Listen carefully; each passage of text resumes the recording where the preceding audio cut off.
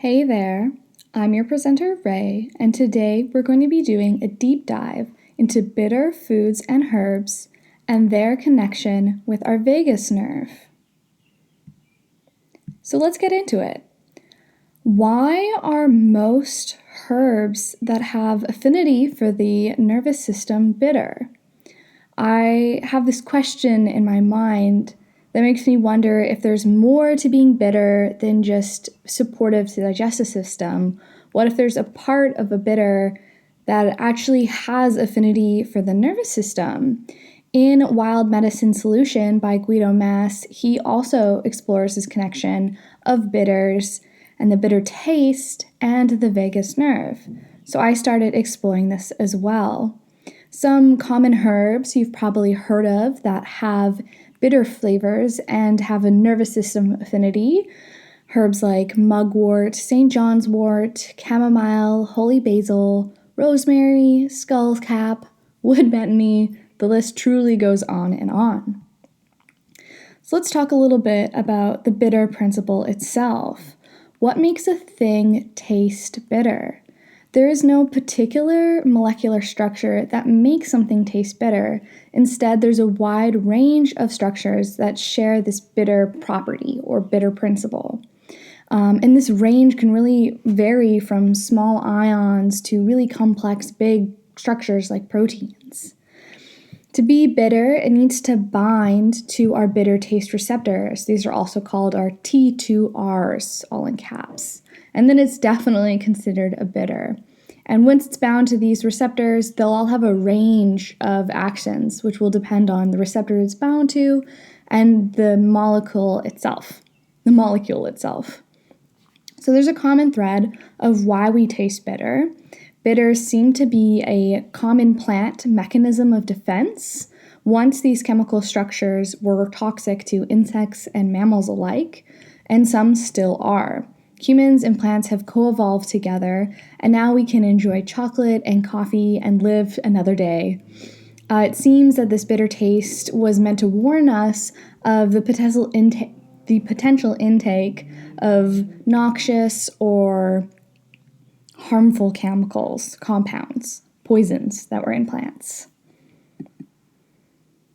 So a bit about the phytochemistry of where it's coming from. Again, there's no particular structure, and we'll definitely say that carrots are found to be more bitter than meats, and apples, we think of them as quite sweet, but their outer skins are a lot more bitter than their inner core.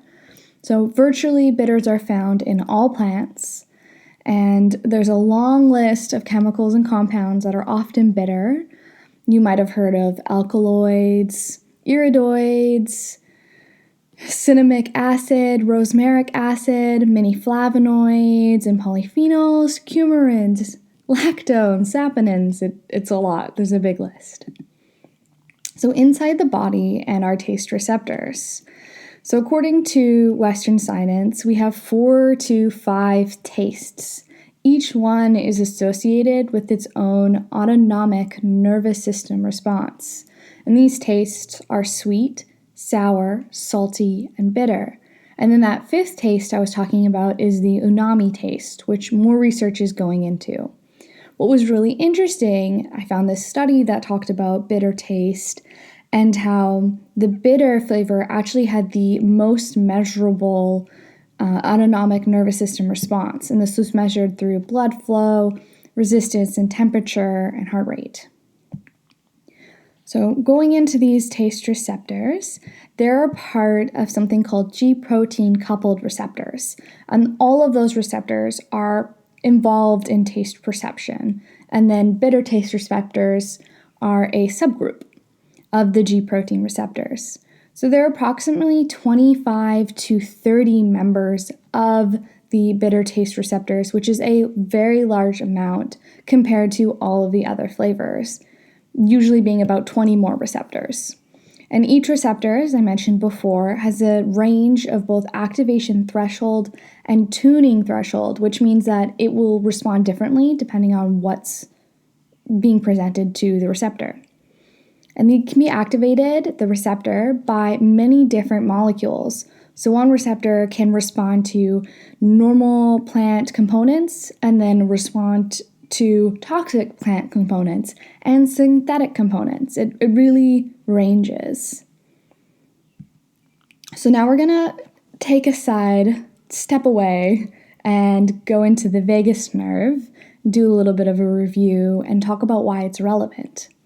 So the vagus nerve is the 10th cranial nerve. It plays a large role in digestion, heart rate, respiratory rate, vasomotor activity, and certain reflexes like coughing, sneezing, swallowing, and vomiting.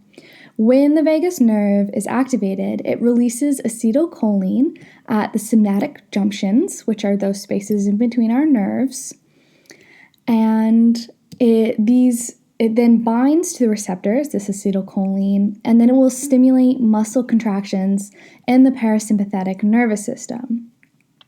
Its main role, though, is afferent. So this means bringing signals from the organs, like the gut, liver, heart, and lungs, to the brain. That's its main role, is bringing these signals to the brain. The gut is the largest surface towards the outer world, and it's been postulated that it is a very important sensory organ for us to connect to and for our brain to sense and communicate with. And the vagus nerve is the main communicator between the gut and the brain. So a bit more about its role in food and digestion.